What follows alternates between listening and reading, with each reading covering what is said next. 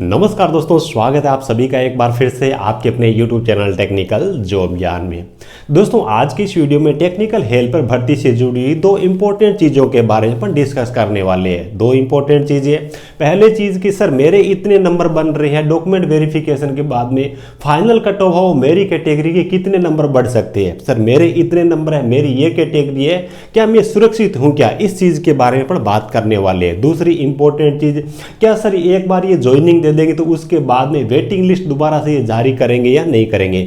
इन दोनों चीज़ों के बारे में अपन बात करने वाले हैं। चैनल पे पहली बार विजिट कर रहे हो तो सब्सक्राइब जरूर कर लीजिएगा। और एक इंपॉर्टेंट चीज़ और है, यूट्यूब की तरफ से सभी बच्चों को वीडियोज़ के नोटिफिकेशन वगैरह नहीं जाते हैं तो वीडियो को डिस्क्रिप्शन में आपको हमारे टेलीग्राम चैनल की लिंक मिलेगी, उसको ज्वाइन कर लीजिएगा ताकि आपको सभी वीडियोज़ है, भर्तियों के नोटिफिकेशन है, सारे के सारे आपको एक जगह पे मिलते रहे। समय समय पे आप टेलीग्राम चैनल को चेक कर सकते हो। मुझे सपोर्ट करने के लिए इस वीडियो को लाइक जरूर कर देना। तो चलिए दोस्तों, एक एक करके अपन दोनों चीज़ों के बारे में बात कर लेते हैं। सबसे पहली चीज़ भी, हमारी सर ये कैटेगरी है और मेरे इतने नंबर बन रहे हैं तो डॉक्यूमेंट वेरिफिकेशन के बाद मेरे फाइनल मेरिट लिस्ट के अंदर चांस है क्या, मैं हमारी कैटेगरी की कट ऑफ हो वो कितनी बढ़ सकती है, उसके बारे में बात कर लेते हैं। पहला अपना ये सवाल है। देखिए, मैंने ये जो चीज़ है ना इसलिए लिख के रखी है क्योंकि वीडियो के अंदर जो चीज़ें मैं बताता हूँ उसके बावजूद ही बच्चे सेम चीज़ें कमेंट कर करके पूछते हैं, बच्चों को समझ में नहीं आता फिर भी, इसलिए मैंने ये चीज़ लिखी है। वरना अपन सीधी सी बात करें भी, अभी जो आपके डॉक्यूमेंट वेरिफिकेशन हो रहे हैं इनमें जो बच्चे बुलाए गए वो 1.5 गुना बच्चों को बुलाया गया है। ठीक है, 1.5 गुना बच्चों को बुलाया गया है। और इसके बाद में फाइनल जो ज्वाइनिंग के लिए जो कॉल लेटर जारी किए जाएंगे वो 1 गुना, यानी कि टोटल मिला करके 1512 बच्चों को ही ये एडमिट का अब जो कॉल लेटर है वो जारी करने वाले हैं। यानी कि एक हिसाब से पढ़ देखें तो जो 150 बच्चे हैं ना उनमें से 50 बच्चों को बाहर किया जाएगा और 100 बच्चे होंगे उनको ज्वाइनिंग मिलने वाले हैं। ये जब 100 बच्चों को सेलेक्ट करेंगे, अभी 150 बच्चों के लिए अगर ये कट ऑफ अपनी इस हिसाब से गई है, इसमें से 100 ही इनको लेने हैं तो लाजमी सी बात है प्रत्येक कैटेगरी की जो कट ऑफ है वो एक बार बढ़ने वाली है। एक बार बढ़ेगी, उसके बाद में ये घटेगी भी, उसके बारे में भी बात करेंगे। तो बात ये आती है कि फाइनल जब पहली बार ज्वाइनिंग देंगे पूरे बच्चों को 1512 को, तो इनकी कट ऑफ हो कितनी बढ़ सकती है। भी सीधी सी बात है, राउंड फिगर के अंदर एग्जैक्ट आंकड़े आपको अभी किसी के पास में नहीं मिलेंगे, पीछे के रिकॉर्ड के हिसाब से 2, 2.5 नंबर, 3 नंबर कट ऑफ है वो अभी फाइनल मेरिट लिस्ट के लिए बढ़ सकती है डीवी के बाद में।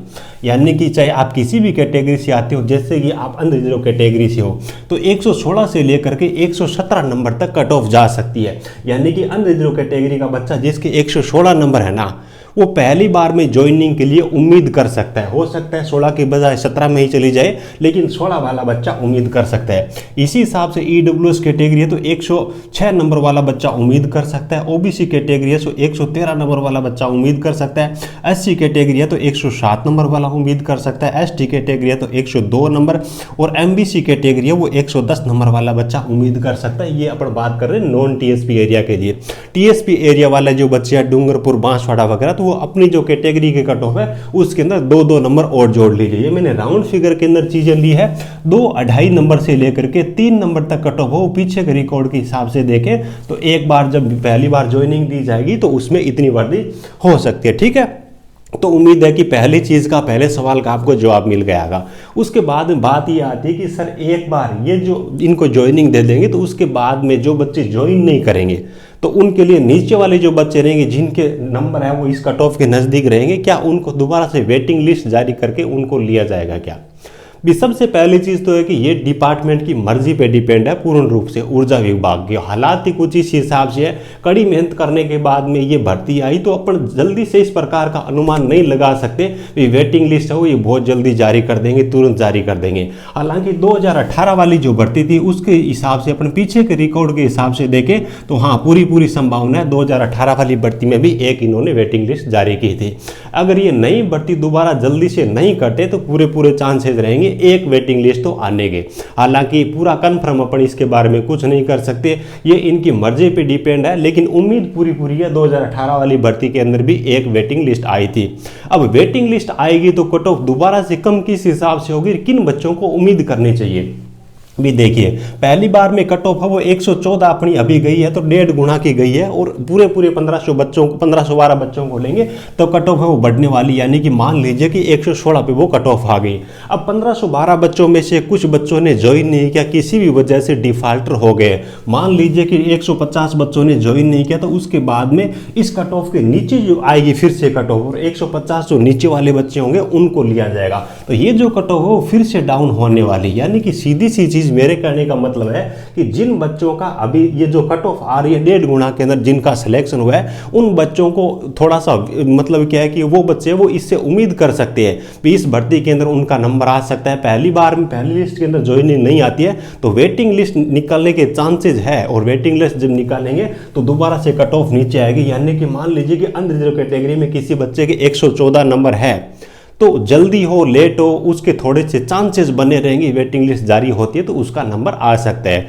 बाकी तो संयोग पे डिपेंड करेगा, आप पे किस्मत पे और लक पे डिपेंड करेगा भी ऊर्जा विभाग में आपको नौकरी मिलनी है या नहीं मिलनी है। तो उम्मीद है कि ये चीज़ भी आपको अच्छी तरीके से समझ में आ गई होगी।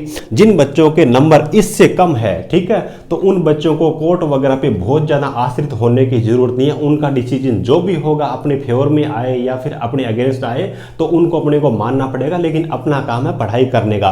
सही मार्गदर्शन, अच्छे मार्गदर्शन के साथ में आपको अपनी पढ़ाई है वो जारी रखनी है। मारवाड़ी के अंदर बोलते हैं ना, धूड़ में लट कौन मारना, धूड़ में लट मारा जो धूड़ ही उड़े, और जितना जोर मारे बित्ती धूड़ ज्यादा उड़े। तो सही मार्गदर्शन के साथ में पढ़ाई करनी जरूरी है, ठीक है। तो चलिए आज की इस वीडियो को अपन यहीं पे एंड करते हैं। Thank you.